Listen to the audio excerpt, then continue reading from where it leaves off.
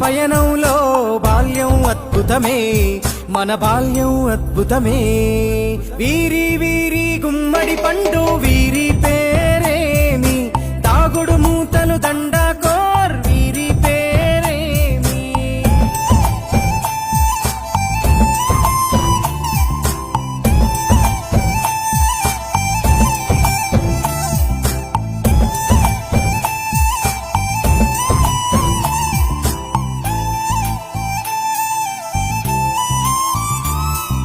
పంటలు పంచి దొంగను ఎంచి రేసాటాడితి మందరమే, రేగడి మట్టిని ముద్దగా చేసి బొమ్మరిల్లే కట్టితిమే. గద్దే వస్తా